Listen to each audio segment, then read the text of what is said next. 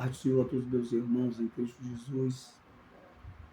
Estamos diante de mais uma lição da nossa EBD em Foco, ou até mesmo EBD online também. Estamos nas redes sociais. Queremos agradecer aos irmãos que nos acompanham já na rede social, pb.samuel Nascimento de Melo.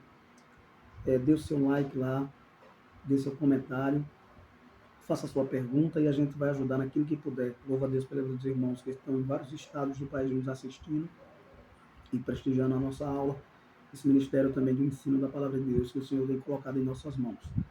A lição de domingo que vamos estudar é a lição número 6. Domingo é dia 12 de maio de 2024. O tema da nossa lição é as nossas armas espirituais. Se você vai lutar com o inimigo que é espiritual, obviamente as armas precisam ser espiritual. Mas também temos outros inimigos, mas as nossas armas precisam continuar sendo espirituais, tá? No texto áureo vai dizer assim: porque as armas da nossa milícia não são carnais, mas sim poderosas em Deus para destruição das fortalezas. Segundo Coríntios, capítulo 10, verso 4. A verdade prática nos diz assim: diante da batalha espiritual, temos poderosas armas espirituais à nossa disposição. Por exemplo, a palavra de Deus. Outro exemplo, a oração. Outro exemplo, o jejum, que é uma prática que tem sido bastante esquecida por muitos, mas é necessária sim. Agora há pouco tivemos a oportunidade, o ano passado, de fazer 40 dias de jejum, e agora há pouco já estamos terminando mais uma trajetória de 40 dias de jejum, e Deus tem feito coisas extraordinárias na nossa vida. Obviamente que não é o dia todo, sem comer de manhã, de tarde, à noite, obviamente não. A gente vai explicar melhor isso para os irmãos. Obviamente a gente faz o jejum apenas pela manhã, até o meio-dia. E são 40 dias consecutivos. E Deus tem nos honrado. Então faça a sua parte também. Você vai estar melhorando sua saúde espiritual, física, emocional, tá? Em todas as áreas. Tá bom? A leitura bíblica em classe, para quem não tem lição, está em Lucas, no Evangelho do Dr. Lucas, capítulo 4, verso 1 ao 4, e o verso 16 ao 20, que vai estar tratando sobre a tentação de Jesus e o cumprimento da profecia de Isaías, quando ele leu Isaías 61, o Espírito do Senhor Jeová está sobre mim. Tá? E vamos aprender bastante com isso aqui. A introdução da nossa lição nos diz assim: nesta lição eu vou fazer um resumo só, uma sinopse dessa introdução, tá? Nesta lição enfatizaremos 3 armas, isto é, recursos espirituais em que todo crente precisa lançar mão diante dos obstáculos da jornada: a palavra de Deus, a oração e o jejum. No primeiro tópico da nossa lição nos diz assim: as armas do crente. Quais são as armas do crente? Primeiro subtópico, as armas. De modo geral, podemos classificar as armas como instrumento de ataque e instrumento de defesa. São 2 tipos de classes da arma, de características das armas. Uma arma de ataque e de defesa. Na arma de ataque temos espada, temos vara, temos funda, temos arco de flecha, temos lança, temos dardo, temos todas essas armas aí que vocês já ouviram. Na arma de defesa, a gente tem escudo, capacete, couraça e caneleira. Tá? Paulo vai dizer em Efésios 6 e 10, nos demais irmãos de Deus, revestivos de toda a armadura de Deus, para que possais resistir às astutas ciladas do diabo. Então, nossa arma é espiritual, porque o nosso grande inimigo inimigo ímpar é o diabo. Tá? Vamos lá. Essas armas eram usadas pelo exército antigo, né? Bem como pelo exército de Israel, pelos soldados romanos, como a gente sabe, a gente não vai entrar em detalhe, porque nós vamos estar tratando aqui apenas de Efésios 6. Com a diferença de que este era estado a colocar a sua confiança no Senhor e não na própria arma, ainda que tinha que ter arma, mas a confiança estava no Senhor. Lembrando que o salmista vai dizer também no Salmo 121, né? Eleva os meus olhos para os montes, de onde me virá o socorro? Dos montes. Israel era cercado por 7 montes. E era um lugar estratégico para a guerra, para a peleja. Quem está no monte vê logo quem vem do vale. Mas ele disse, elevamos os olhos para os montes. De onde me virá o socorro? Dos montes? Não, meu socorro vem do Senhor, que fez os céus e a terra. Então, entretanto, para os cristãos, armas aqui tem um sentido metafórico, é uma metáfora, não é literal, tá? Pois nosso combate não é de corpo a corpo com outra pessoa, mas contra o mal encabeçado pelo diabo e seus demônios, que se valem do mundo e da carne. Ele vai usar o quem? Ele vai usar quem? As pessoas. Ele vai se utilizar de quem? Das pessoas. Mas de que pessoas? Que não usa as armas espirituais, que dá brecha, que não ora, que não jejuma, que não lê a palavra, que não medita nela de dia e de noite, que não obedece os mandamentos do Senhor. Então, o segundo subtópico, as estratégias do inimigo. Quais são essas estratégias? Não podemos desprezar, melhor dizendo, o conhecimento do inimigo das nossas almas. A Bíblia diz que ele é sagaz, a gente estudou na lição passada, ele é astuto, ele tentou o próprio Jesus, ele não desistiu de primeira, né? O Novo Testamento revela o que o diabo é capaz de fazer para ludibriar as pessoas. Ele arrebata a boa palavra do coração, está lá em Mateus 13 e 19. Ele busca altas posições com mentiras, está em Atos 5 e 3. Ele usa pessoas para atrair, está em Lucas 22 e 3 e 4. Tá? Ele escraviza, está em 2 Timóteo 2 e 26, ele enfraquece a fé do crente, está em Lucas 22 e 32, ele engana com doutrinas demoníacas, está em 1 Timóteo 4 e 1. Não por acaso o apóstolo Pedro nos alertou a respeito da sagacidade do inimigo. Pedro vai dizer, sede sóbrios, vigiai, porque o diabo, o vosso adversário, ele anda ao derredor, bramando como um leão. Olha, ele não é um leão, mas ele não é enganador, então ele brame como leão, buscando a quem possa tragar. É preciso ter muito cuidado. Nos faz lembrar que o próprio Jesus disse, Pedro, o diabo me pediu para se andar contigo. E Jesus não permitiu. Encontro com Paulo, Paulo orou 3 vezes para que Deus tirasse o espinho da carne, que um dos textos vai dizer que era que era, deixa eu me lembrar agora, a Bíblia vai dizer que não diz diretamente que espinho era esse, né? Alguns estudiosos vão dizer que era um problema na visão de Paulo, outros vão dizer que, mas um próprio texto vai dizer que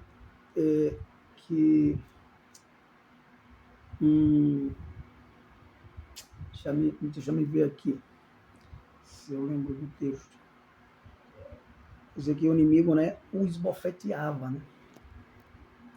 Então, assim, a gente não tem certeza de que espinho na carne era isso. Outros vão dizer que Paulo chegou a ter um problema, talvez, na memória, mas a gente não tem certeza, tá? Então é melhor, quando a Bíblia não fala, a gente se cala, tá bom? Então diz assim o texto, no terceiro subtópico, o chefe de toda a força do mal. O apóstolo Paulo escreve claramente que o diabo é o chefe de todos os poderes das trevas, né? Paulo vai falar de principados, potestades, vai falar do Deus desse século. Então, dos poderes das trevas que batalham contra nós. Efésios 6 e 11 vai falar sobre isso, Romanos 13 e 12. Até mesmo o apóstolo dos gentios foi por vezes impedido pelo inimigo por meio de instrumentos humanos. 1 Tessalonicenses 2,18.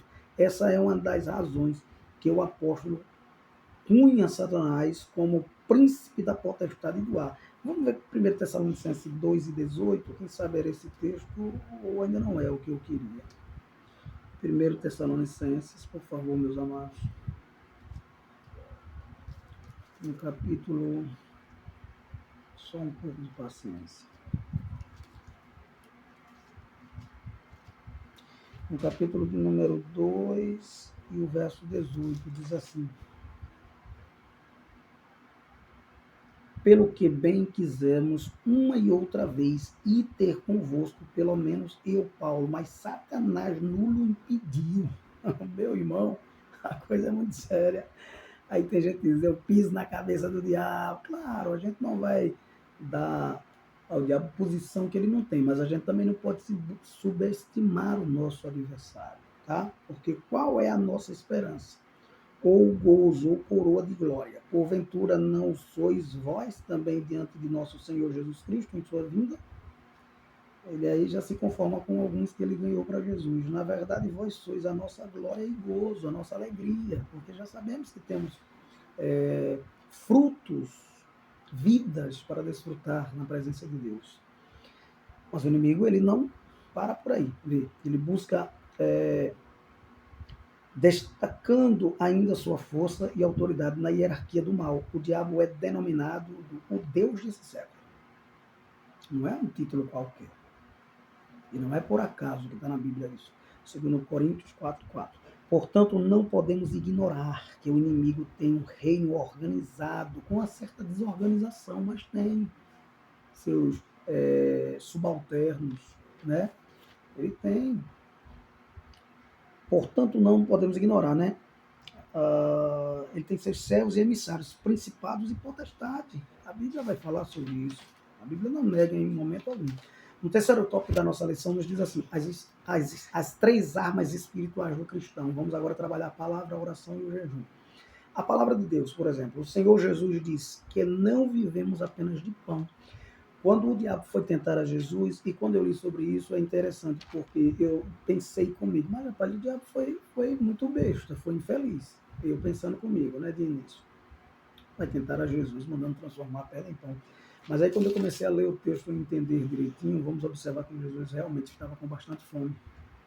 E que fazia 40 dias que ele estava jejuando.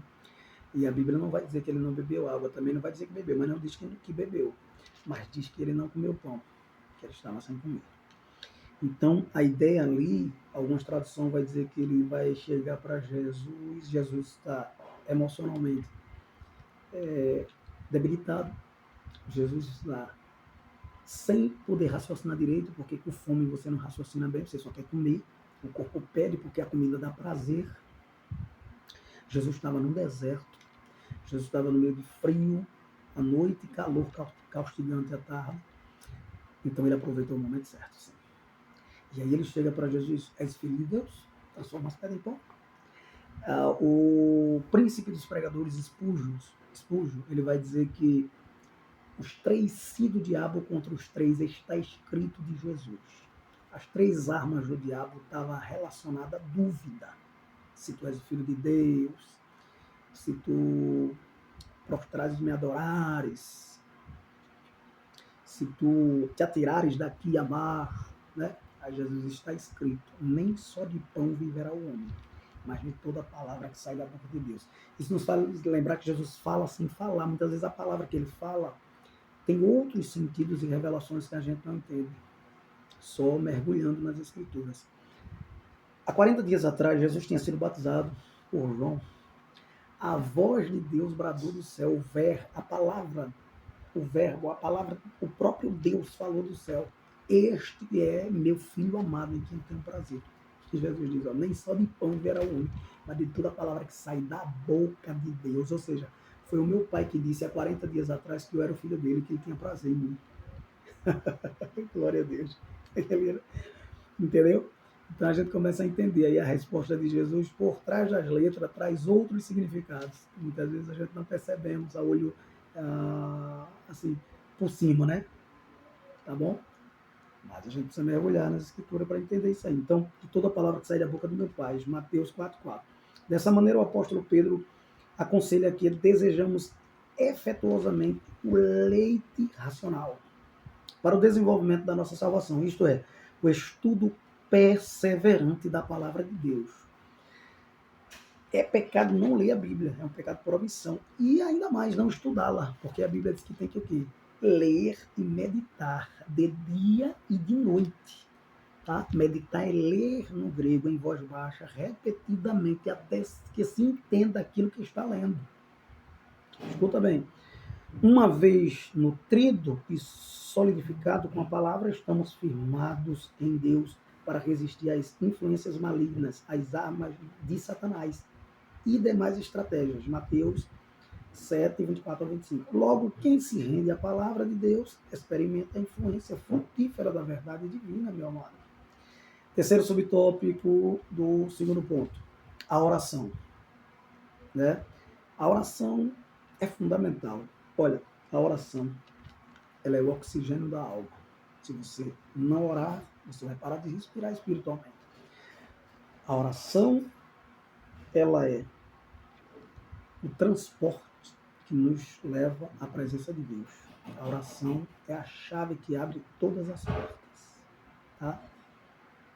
Na oração, é melhor ter um coração sem palavras do que palavras sem coração. É importante a gente orar. A Bíblia diz, orai sem cessar. Por tudo dai graça, porque essa é a vontade de Deus. Qual é o primeiro modelo de oração? Está no Éden. Adão, Deus se revelava pela manhã e na viração do dia.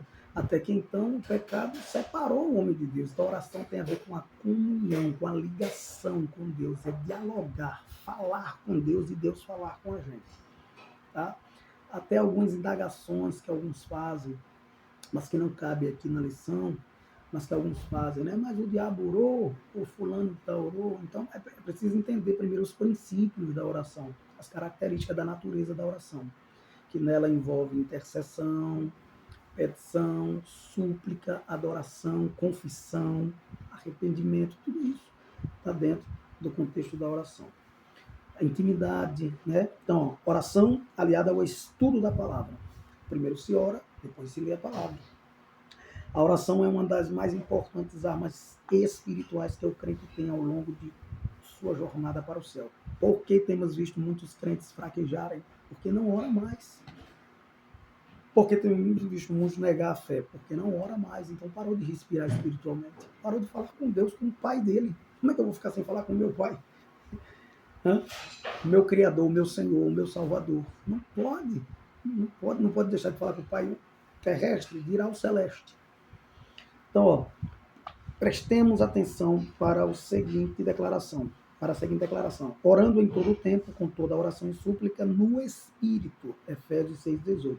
Note que o apóstolo Paulo não insere a oração como uma peça da armadura, pois, na verdade, é como se ela trouxesse um ajuste ou alinhamento para a armadura toda. Sem a oração, não adianta a armadura.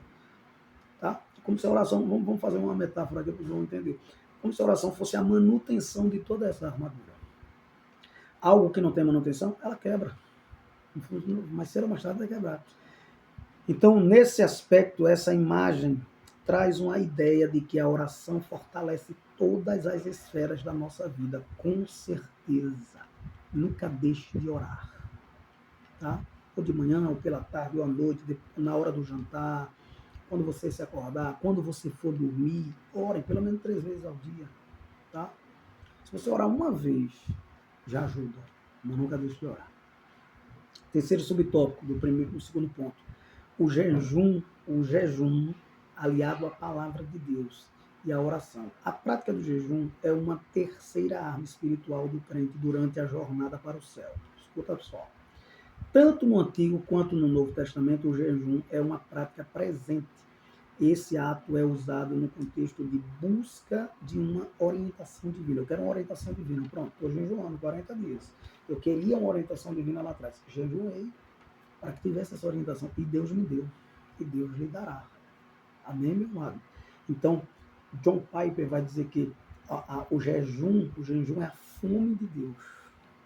Quando você jejuma, você sacrifica a carne. Você crucifica a carne. E você vivifica o espírito. Lembra que Paulo falou lá da luta da carne e do espírito, Romanos 8, Gálatas, né?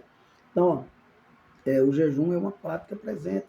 A gente vai ver lá a rainha Esther, né? Quando todo o povo orou, 3 dias. A gente vai ver com Josafá, quando a nação toda foi jejuar por uma causa. Então, no Novo Testamento, o Senhor Jesus jejuou. Jesus jejuou 40 dias, 42 dias, Jesus jejuou e orou, né?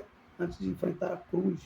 Então a igreja primitiva observava a prática do jejum e oração, tá? Para o envio de obreiros. Eles oravam e jejuavam, e o Espírito de Deus dava orientação a eles. Lembra lá de Atos 13, 2 e 3? Lembra lá do envio de Paulo e Barnabé?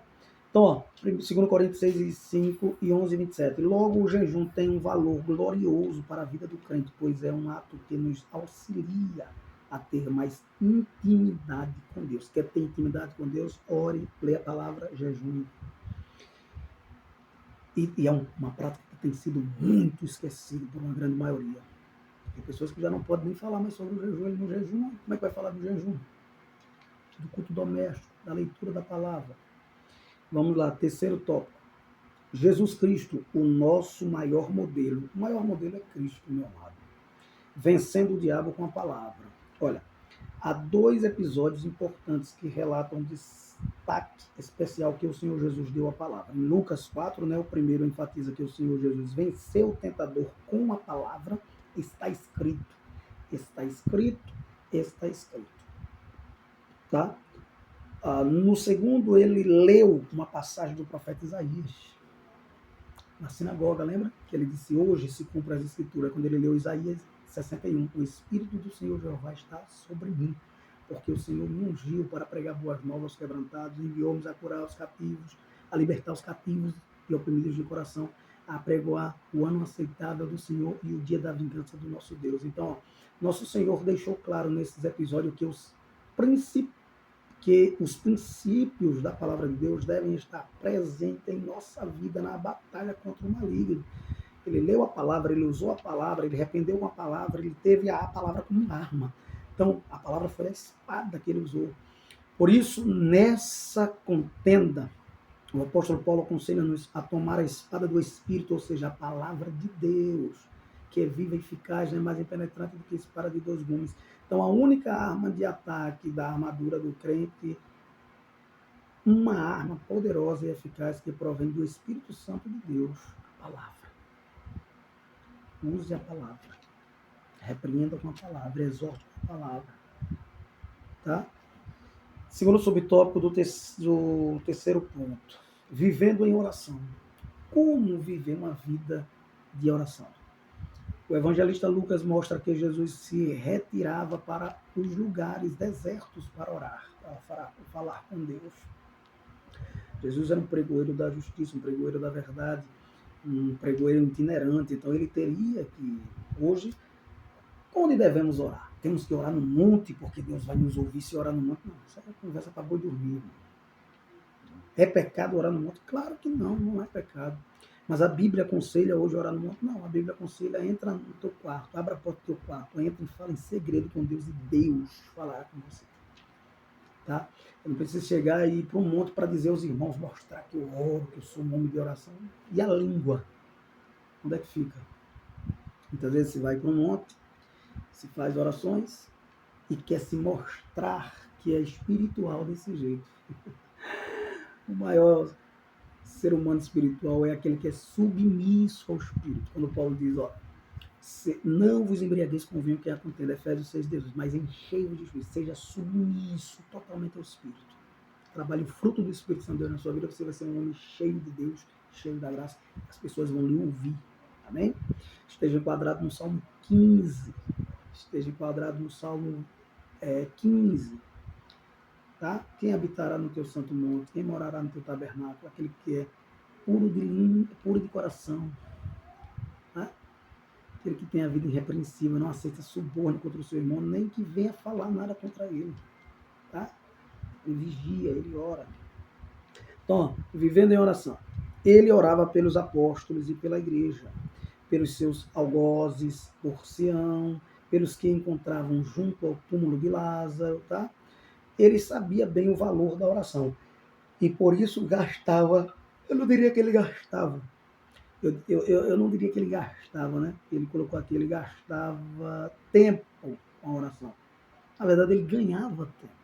Ele ganhava tempo com a oração. Orando, você não vai gastar tempo, você vai ganhar tempo. Tá? Nesse sentido, nosso Senhor conta conosco para que nos dediquemos à prática da oração. Você pratica a oração? Você tem orado com a sua família? Você é o sacerdote do seu lar. Você almoça na mesa com a família e ora antes de comer? Ou não? Cada um é no lugar. É errado. Seja o sacerdote da sua casa. Tá?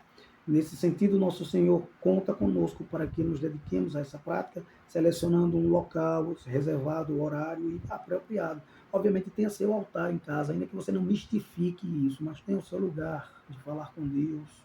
Provavelmente no quarto ou em algum lugar que você ore a Deus. Porém, aonde você estiver, que você orar, Deus vai lhe ouvir. Alguns oraram deitado, outros em pé. Os crentes da igreja primitiva oravam de braços abertos, com um significado dizendo: pode vir o que vier, pode dar sangue na canela, pode me matarem, pode se tornar um mártir. Porém, eu vou estar orando aqui ao que der e vier. Era assim que eles oravam. Mas você pode orar deitado, ajoelhado, sentado, no banheiro, na cozinha, onde você estiver, e Deus vai falar com você, obviamente. Agora, é claro, se eu tenho disponibilidade, se eu posso orar de joelho, tem gente que não pode orar de joelho, tem gente que nem perna tem. Como é que vai orar de joelho, né? Tem gente que não tem que orar de joelho, não. Jesus orou na cruz. Eliseu orou deitado. Elias orou deitado. Outros oraram em pé. Outros oraram no calabouço. E as orações foram ouvidas do mesmo jeito, tá? Então não importa o lugar, mas sim o verdadeiro adorador, o coração aberto para Deus. Terceiro subtópico do terceiro ponto. Vivendo em jejum. Além de meditar na palavra e perseverar em oração, o Senhor Jesus jejuava.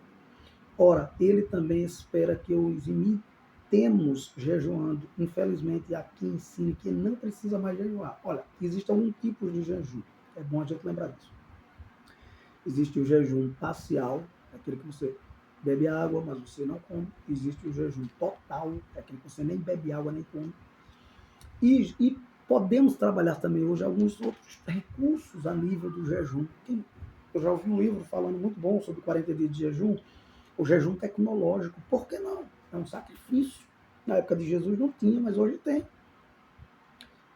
A pessoa, você passar uma semana sem pegar no celular, é quase impossível hoje, mas não deixa de ser um jejum, ou passar algumas horas, um dia, ou uma manhã, ou uma tarde, televisão desligada, e você na palavra, sacrifício. Amém? Não deixa de ser um sacrifício. Então, exceto os que têm problemas de saúde, por isso tem gente que é diabético, não pode passar muito tempo sem comer, mas aí faz um tipo de jejum diferente, faz tecnológico, tá? Todo seguidor de Cristo é estimulado pela Bíblia a jejuar. Ademais, quando alinhamos o estudo da palavra e a oração ao jejum, aprofundamos a nossa intimidade com Deus, com certeza, e nos tornamos mais sensíveis à sua voz. Conforme acontecia com a liderança e os membros da igreja antiga que jejuava com o Senhor Jesus. Abra sua Bíblia no livro de Atos dos Apóstolos, no capítulo 9. Tá? Jesus foi o nosso grande modelo e a igreja primitiva também seguiu esse modelo. Atos dos Apóstolos, no capítulo 9, o versículo número 9.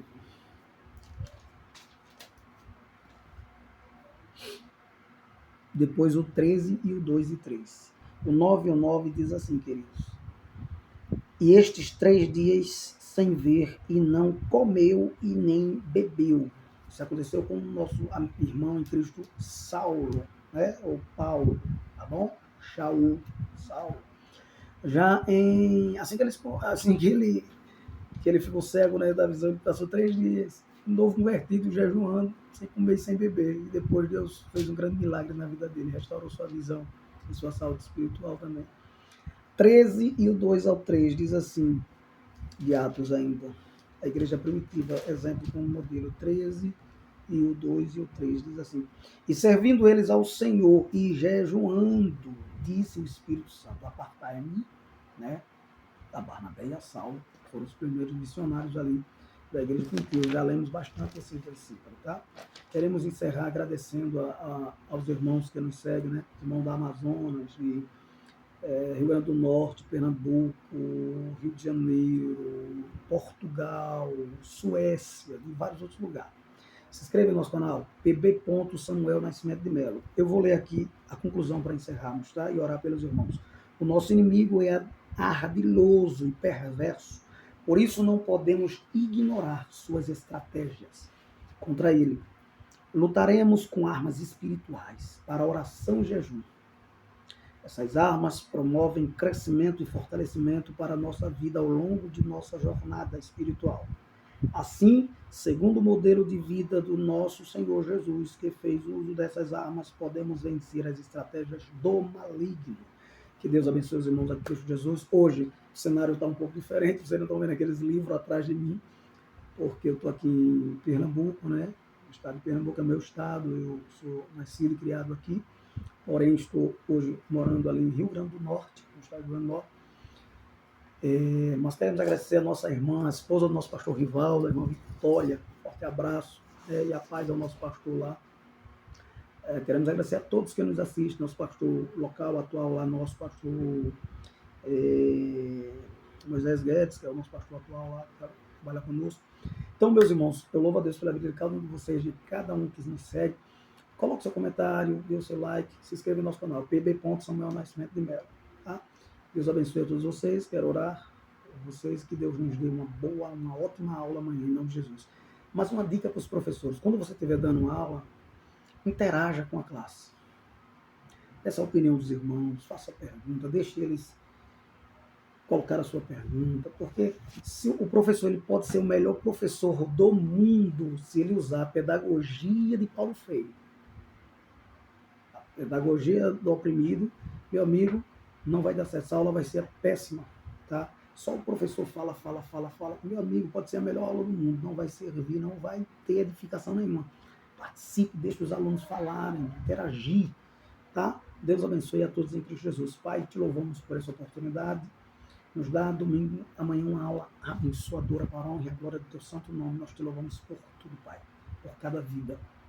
Em nome de Jesus. Que a graça do nosso Senhor Jesus Cristo, o amor de Deus, seja com todos agora e sempre. Todos dizem amém. Portanto, é que eu diminua e que ele cresça. E lembre-se disso, só entre algum recinto se Cristo entrar com você. E só converse algo se ele puder participar. Um abraço a todos.